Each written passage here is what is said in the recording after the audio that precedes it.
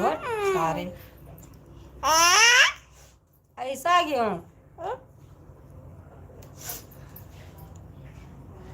फालतू के मैसेज ना करो मेरे भाई, तेरी भी बहन होगी,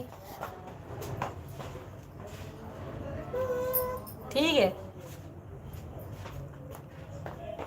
फालतू के मैसेज ना करो, हमारे पास फालतू के कमेंट ना करो। मजाक करना है तो सिंपल सी मजाक करो, ऐसी मजाक ना करिया करो लाइव पे आई के।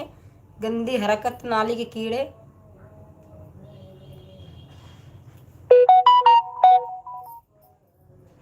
क्यों डिलीट करने लगा मैसेज?